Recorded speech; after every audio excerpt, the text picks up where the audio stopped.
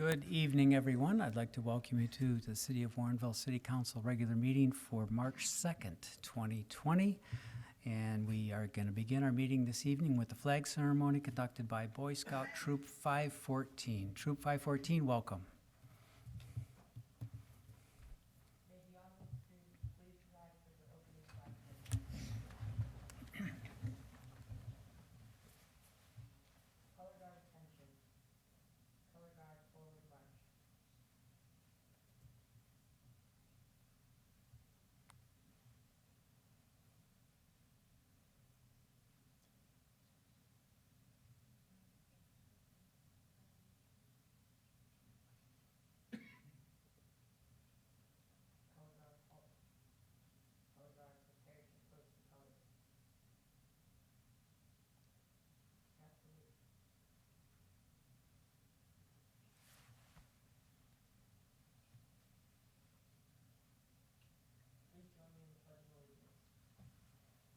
Pledge allegiance to the flag of the United States of America and to the republic for which it stands, one nation, under God, indivisible, with liberty and justice for all.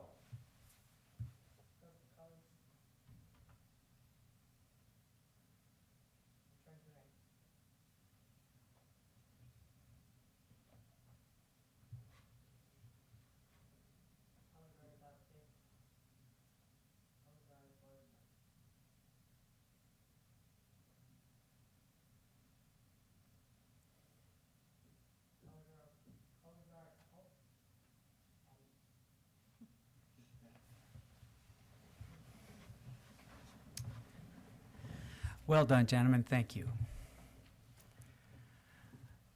We will proceed with our roll call then, please. Alderman Ashour. Here. Alderman Berry. Here. Alderman Bevere. Here. Alderman Davalos. Here. Alderman Goodman. Here. Alderman Krischel. Here. Alderman Widener. Here. Alderman Wilson. Here. Thank you, Emily. The next part of our agenda is for citizens' comments. We have one person signed up this evening, Mr. Bob Siebert.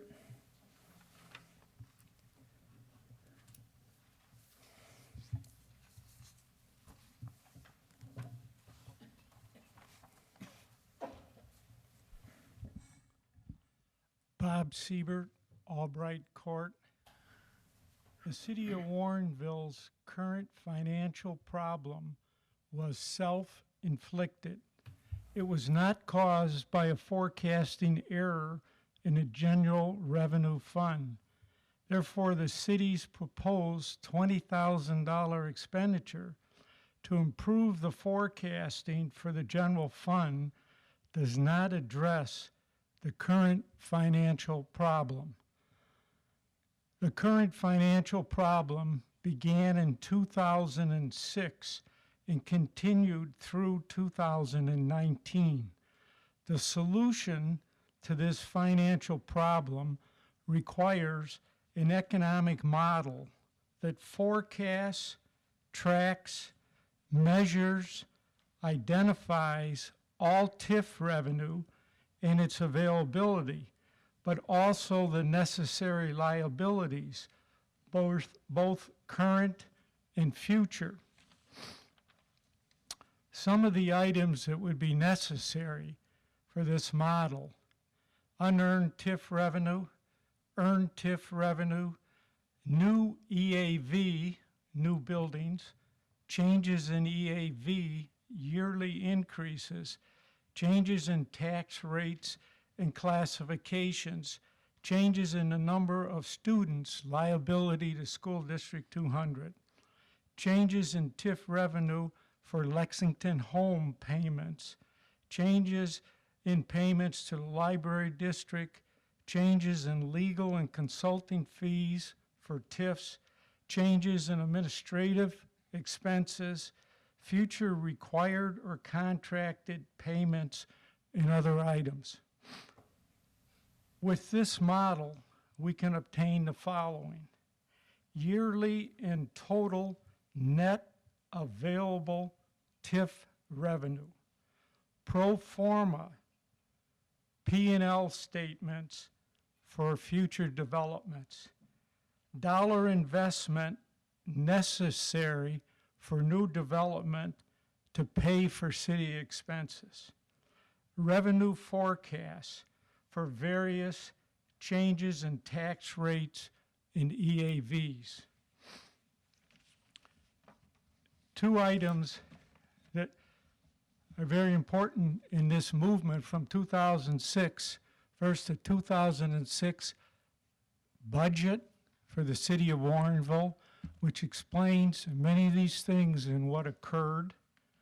Also, I have the city council statement, January 24th, 2008, item M, which shows interfund loan for $100,000. I also have my statements that question this type of situation in 2008. There were similar actions since 2008 that have created this problem. Thank you, Bob. We'll move on to official and staff comments. A couple of things this evening. First of all, everyone is very concerned about the coronavirus. If you need some information that you haven't been able to find any, the DuPage County Health Department website is an excellent source. If you go to our website, we have a link that'll link you directly to the information on the coronavirus at the DuPage County website. The Health Department, I saw it today. It's very informative, gives you some good ideas how to protect yourself and things to do and things not to do in the immediate future. So again, the DuPage County Health Department website is a great resource for information on the coronavirus. Second of all, I have a memo on the dais for the City Council this evening I'd like to share with the public also, so I'm going to read that to you. As we enter our budget discussions for the coming year, I thought it was important to remind you that decisions that you have made in the past few years have put Warrenville on the path to increased stability, prosperity, and sustainability for the future. Developments currently underway are on the cusp of providing the significant return on the investment that you have wisely chosen to make. As we anticipate this success, it will be necessary to very carefully consider additional discretionary spending, but we will continue our current high level of service with no consideration of additional taxes necessary. You, the council, have made difficult decisions that will produce huge dividends for Warrenville in the coming years, and you're to be commended. Specifically, intentional investment into the community a number of ways. One, over many years, the city has invested its available savings, fund balance, from several sources into numerous one-time projects that align with the city's goals. Secondly, many of these projects were to enhance community vitality and support high-quality private development and investment across the city. Others were necessary one-time projects to support infrastructure or city operations. The investments are beginning to pay dividends and producing a return for the community. More than $160 million in new private investment thus far in FY 2020. That would be Covington, Riverview West, Lexington Trace, Everton, and Stafford Place. More private development and investment coming. Culver's, Thornton's, Warrenville Horizon Senior Living in FY 2021. There's expansion and diversification of high-quality housing options and strategic expansion of city infrastructure and trail network. We've been maintaining a solid fiscal condition in the short term. That would be the city will need, in order to do this, the city will need to delay new non-time sensitive projects or initiatives until revenue generated as a result of the new construction is realized. That would be likely in FY 2023. The staff does not foresee the need for service or program reductions or revenue increases during this time. Our long-term expectations: 1, improved long-term financial stability. 2, growing and diverse tax base. 3, continued balanced budget. 4, no bonded general obligation debt. And 5, maintaining a long-term solid and sustainable fiscal condition. Overall, the city has taken measured steps to invest in the future of the community, and like any investment, returns are not realized immediately. The city has a strong financial position, but will need to continue to practice fiscal discipline to ensure the long-term success of Warrenville. That's what I have for this evening. We'll go to the clerk. Very good. Treasurer? Alderman. Alderman Goodman? Yes, as most of you know, the budget document was distributed this weekend. I would like to thank the city staff and especially the finance department for all of the work that went into putting this together. I've had my copy for a couple of days. Of course, I'm still working my way through it, but I understand how much work goes into putting out a document like this. And I want to commend staff for their continued diligence and especially their transparency in the budget process. Even when conditions are not as great as we might like, we are open with the public about that. And we provide these forums for people to give us their input and ask their questions. The budget document is available on the website. And you can come into City Hall, ask questions, call, email. I will be working my way through mine. It's not an easy thing to do, but I just want to let people know that we welcome people's input and we're here to be as transparent about the budget as we can. Thank you. Thank you, Alderman. Okay, City Administrator? Thank you. Along those same lines, any alderman or mayor, if you have questions about anything with the budget or anything with our city finances, please let me know. I did email you all out this afternoon with the same message. I've tried to reach out to some since last week's meeting. I've talked with a few of you. Time has not given me the ability to get a hold of everyone yet, but I will both reach out to you individually and welcome anybody who wants to come in and talk or just has a question. If you want to email it or give me a call, whichever. Happy to do that. We've got, seems like a lot of time until the budget needs to be adopted, but it's going to go by very quickly. So please don't hesitate. I always get good questions from elected officials, and many times they're thinking, well, I'm the only one that has this question, and they ask something, and it's usually a very good question. We will, anything that's generally applicable, I'll report out to the council, not who asked what, but that there was a concern about this or that this question came up and we provided some additional information. It will be shared with everyone. So please avail yourselves of that. And if it's a accounting question that Kevin can handle better, I know he's available 24/7 to anyone that would like to. He doesn't sleep anymore anyway. So anyway, anytime, please let us know and we'll make those appointments or answer your questions. Thank you. Thank you, John. City Attorney? Nothing from me. Thank you, Brooke. We'll move on then to the approval of the agenda this evening. Alderman Weider? I move to approve the agenda for the March 2nd, 2020 City Council regular meeting. Second. Motion and a second. Any changes to the agenda for this evening? Seeing none, all in favor? Aye. Opposed? Motion carries. The agenda is approved as presented. We have several sets of minutes that need approval also. Alderman Weider? Motion to approve the minutes of the February 18th, 2020 City Council regular meeting, to approve the minutes of the February 18th, 2020 City Council closed session meeting, and to approve the minutes of the February 24th, 2020 Public Safety and Finance Committee special meeting. Second. Second by Alderman Wilson. Any discussion of those minutes? Again, seeing none, all in favor? Aye. Opposed? Motion carries. The consent agenda for this evening, item 6A. Accept staff recommendation to waive second reading and pass ordinance 02020-10, reducing the number of Class A2 liquor licenses from 9 to 8. B, accept Plan Commission recommendation, waive second reading and pass ordinance 02020-11, approving a special use permit for planned unit development, PUD plans, and the final plat of subdivision for the Warrenville Horizon Senior Living Community, 28 West 620, 28 West 642, and 28 West 646 Batavia Road. C, accept Senior Civil Engineer Hocking's recommendation and pass resolution R202013, accepting the public improvements and bills of sale associated with Maycliff Lot 1, Hyatt Place, and Maycliff Lot 2, Hyatt House, releasing the security cash bonds and waiving the project's 2-year maintenance period requirement.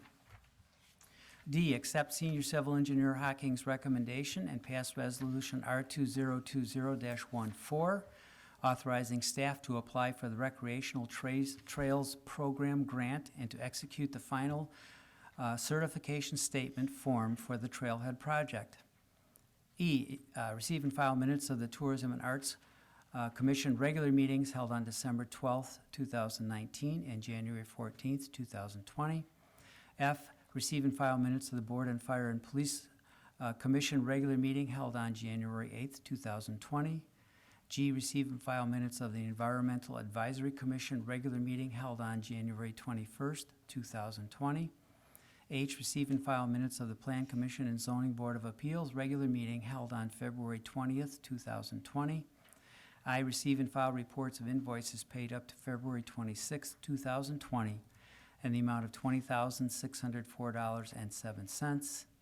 And J, authorize expenditures for invoices due on or before March 16th, 2020, in the amount of $390,608.79.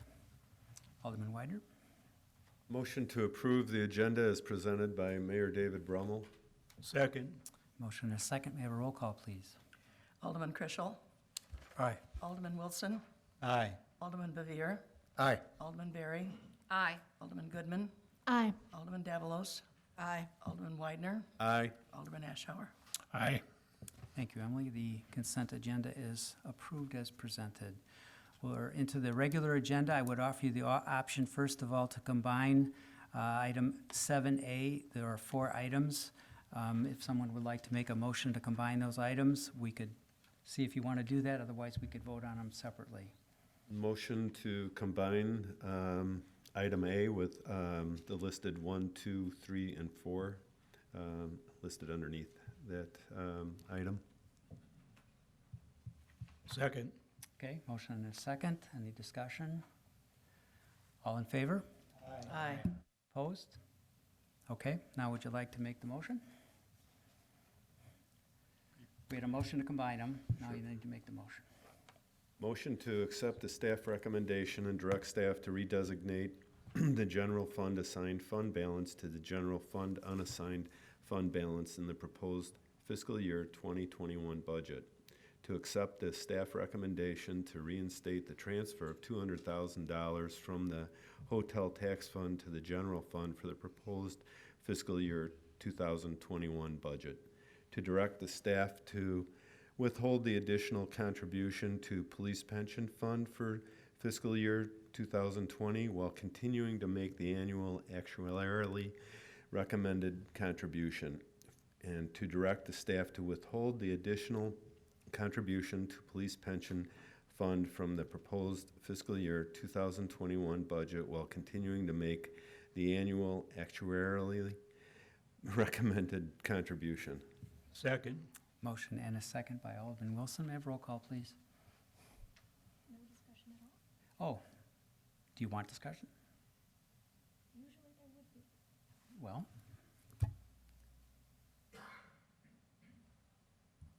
So you're acknowledging me to speak, usually.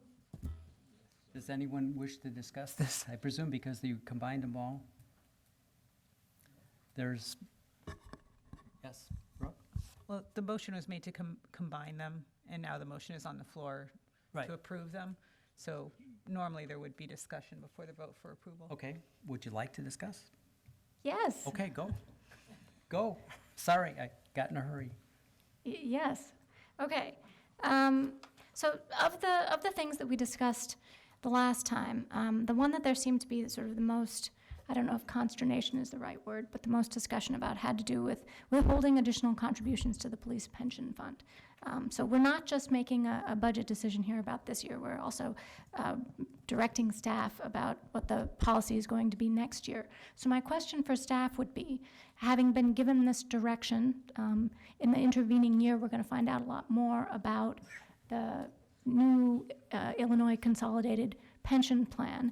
And so at what level are we going to have more conversations about those updates to the plan and what our contribution might be for the next fiscal year? So having this direction kind of on the floor and part of our plan, might affect what your default would be, but you're still going to have opportunities to update the city council on what happens with the state funds, and we're still going to have opportunities to change this decision if that seems appropriate, correct?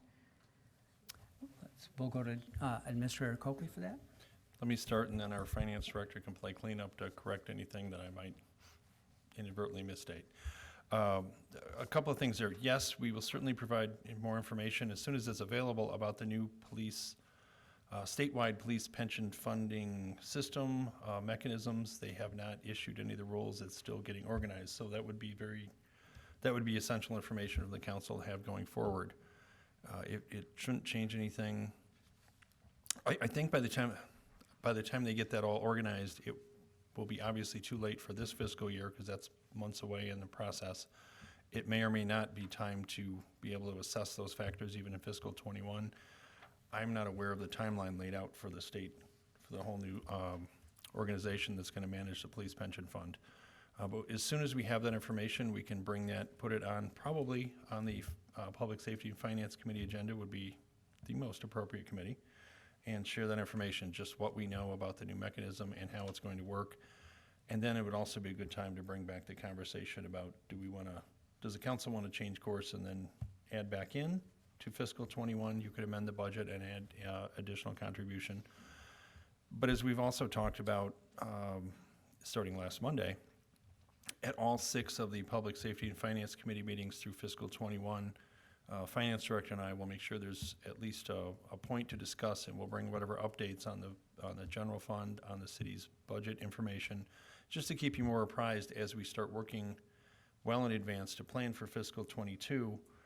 I'm looking ahead, I'm thinking that's probably the year that we would have sufficient information to be able to reassess all of the factors, including the new entity, what money we may or may not have available to make that extra contribution. Hope it's kind of an involved, thinking out loud answer to the question, but I think that applies to everything you asked. Kevin? I would concur. Since we don't have the new layout for how the whole consolidation will work and what our ability is to make additional contributions, what the mechanism for that it would even be, and what timing would be involved, I think the administrator laid out the time that would make the most sense. So I would think that when we look ahead, and as soon as we have more information, we will absolutely share that so everybody has an idea how that will work. Okay, because obviously, one concern that I have when you see stock markets plummeting in the last week has to do with the state of our police pension fund and thinking about, well, if we're not putting extra payments in, and it's possible that their rate of return could be very negatively impacted.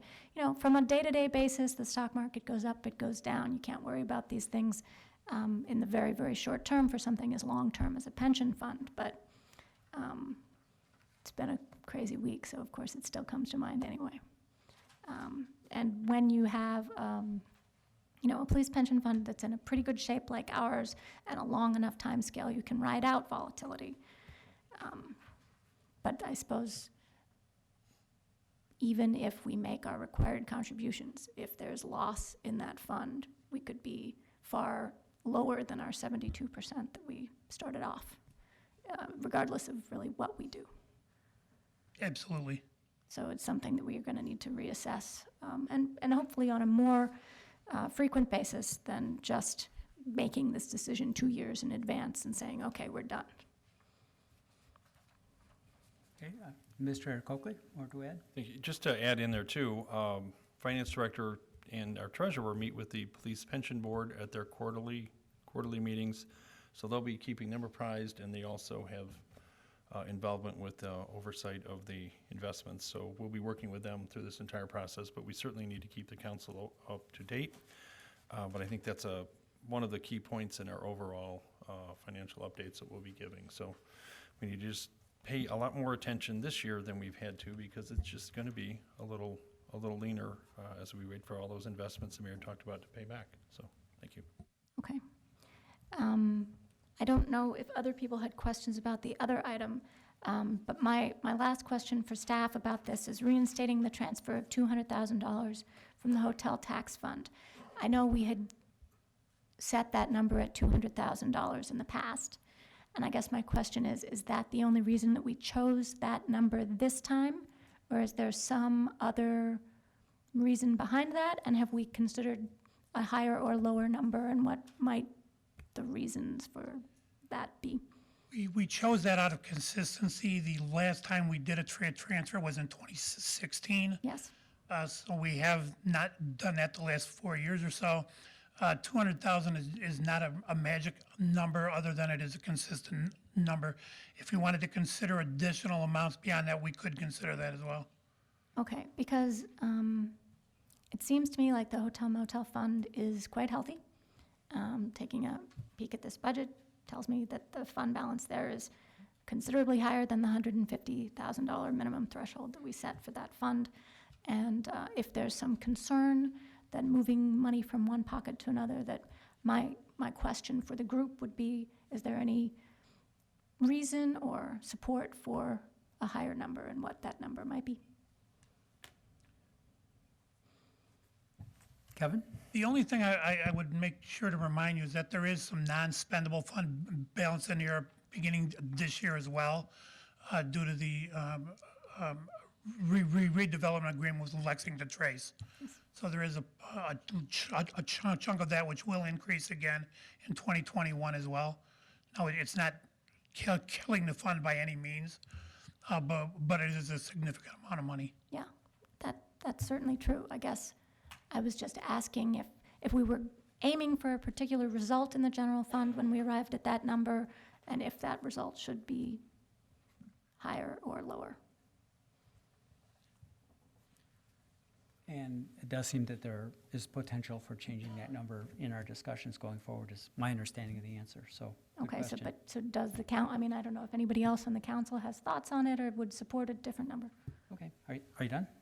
Okay, Alderman Berry? Well, I would like to kind of wait and not answer that question right now, because we only received these books. I only got mine on Saturday, so I have not gotten that far in the budget, and I have not been able to really look at it that closely, and I would not like to make that decision at this time. Okay, Alderman, I don't think that I was saying we should make a decision at this time. I'm asking staff to think about what their recommendation is, or what a number would be, or if this number is perfect, and what the reasons might be to change it. understood, thank you. Anyone else? Alderman Davalos? Yeah, just to address what Alderman Goodwin said, I kind of agree that we need to wait. When I first came on the council, or maybe just before when I first came on, we were giving the 200, sometimes 250 a year. And then in 2016, we had more than our 25% in reserves, and I think we just made a decision that we didn't need to do that transfer every year. So to me, it's sort of, we kind of make those decisions based on need or projections or policy or whatever. And I would like to wait too, even maybe establish it for this year, because we don't quite know what the next budget year will look like, and it might be another, if we had to transfer something in, we could take a second look at it. But anyway, I think we'll probably be discussing it anyway in the budget meeting and all that kind of stuff.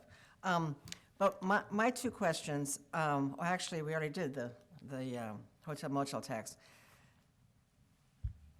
My questions have to do with the meeting we had on the 24th, and going back to this overriding understanding that I had, that part of this is a change in how we do our accounting with our fund balances. That's what was explained. And so I'm sort of focused on that a little bit, realizing that it does change things, and it's logical that it changes things, probably for the better. I do think it's better to have it clear what's in the plus, minus, and plus column and what's in the minus column. So when I look at number one here, this assigned fund balance is the old special projects fund, is my understanding. And what I was confused about is I always thought when we transferred it, either last year or the year before, that it came into the general fund as a positive. But as I read over all the information we've been given, I guess it was a debit, right? Or how do I, when I look at it, I mean, we're transferring it back, was it never in the general fund? Because we're transferring it back in, or at least we're making it a plus. Finance Director? When that money came into the fund, it came into the general fund, and in essence was earmarked for special one-time projects as we went year to year. So yes, it was part of the fund. Well, what the proposal is for 2021 is to remove that restriction from being for special one-time things and make that available for our regular operations while we work through these 2 lean years. Okay, so there's not any restrictions, and the reason, okay. Hang on just a minute, Special Projects Fund. Okay, all right, that makes a lot of sense. And so now the money that was loaned out for the TIFs, and I may be really wrong on this, my general concept was from talking to you and Administrator Coakley, that it wasn't exactly a clear debit because we had an asset. Remember we used to talk about assets that, so now it's being accounted for differently, right? I mean, it's more clearly as a debit as opposed to it's out of the general fund, but it's an asset in this other fund. And so we don't So subtract it. without trying to get too deep into the weeds here, the reoccurrence of interfunds and more and less specifically to the interfund loans. Interfunds happen regularly during the course of any audit year. The timing of when things get paid, you can't get the money transferred quick enough. So those are usually short term. The interfund loans and the advances that we've made to the 2 TIFs, when we made the accounting change, the goal there was to recognize the long-term nature of those as opposed to the regular short-term ones that occur. So when we did that and made that part of non-spendable fund balance, so we couldn't spend it twice, Right. that was the attempt to make that clearer, to show that the long-term nature of those was different than the short term of the remaining ones we usually have.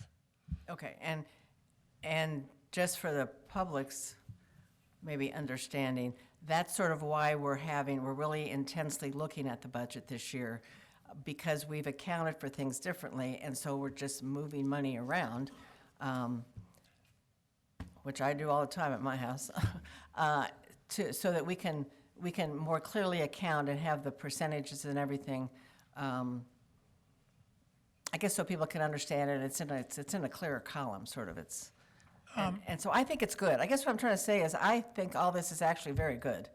It's clearing a lot of things up for me that I always have around budget time about how to look at some of these funds. So Overall, the fund balance in and of itself in total is not changed Right. very much. It's how we're recognizing the pieces that make that up and to make that a little clearer for everyone to understand that we do have those interfund loans and that we can't spend it again. right, which I think is a good thing, and I think the public if they look into this, needs to understand that this is actually very positive, I think, and I think we're gonna make some interesting decisions on when we want to spend money, and what things we're gonna, have tier 1, tier 2, tier 3, which we do as a work plan. But I think it may happen with the money, and we may delay things, or I don't think we know it all. But I actually think it's a very positive thing, and that we're going to learn a lot, and I think I'm going to understand it a lot clearer, so thank you. Thank you, Alderman. Anyone else? Okay. Now we can do a roll call. Alderman Ashour, Aye. Alderman Goodman, Aye. Alderman Widener, Aye. Alderman Bevere, Aye.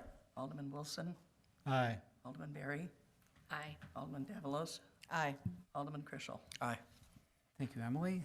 Motion carries. Item 7B, C, and D are opportunities for discussion. We'll go to B for a potential follow-up discussion from the Public Safety and Finance Committee special meeting held on February 24th, 2020. Does anyone have any questions or things to add to that particular item?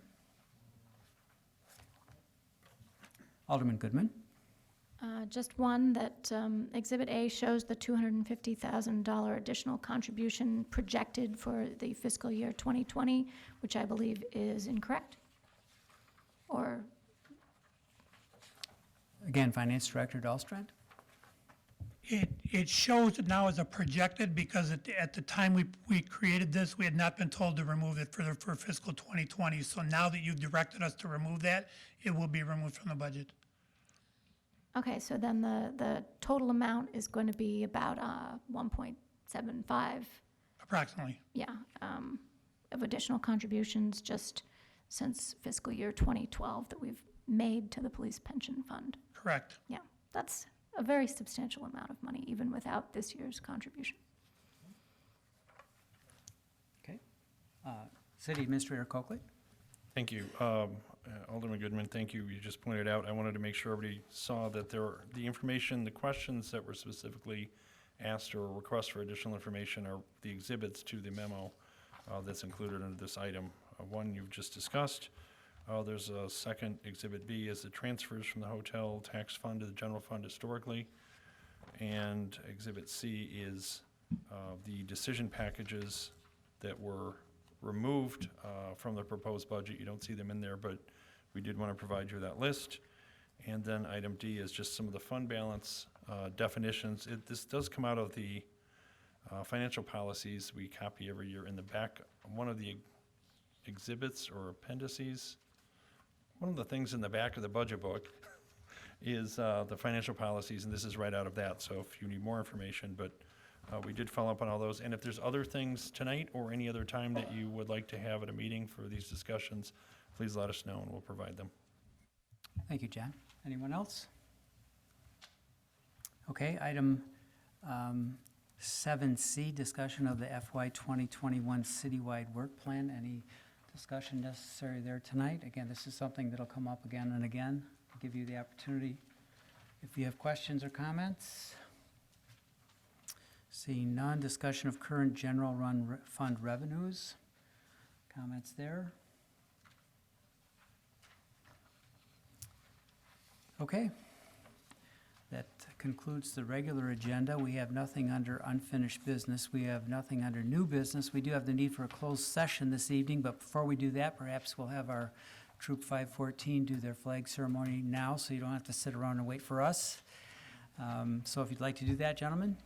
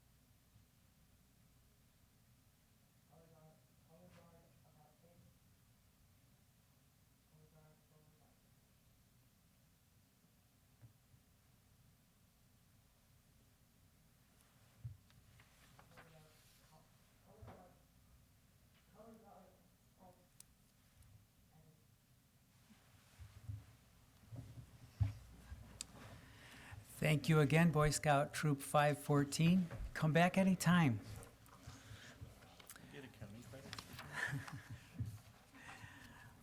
All right, we're not quite done yet tonight. We have a closed session. If I have, could I have the citation, please, to vote on? A motion, Alderman Berry.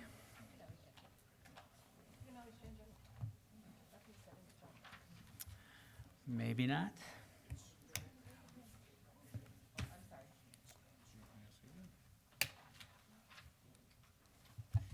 I'd like to make a motion to go into closed session for the purpose of 5 ILCS 120/2 collective negotiating matters between the public body and its employees or their representatives, or deliberations concerning salary schedules for one or more classes of employees.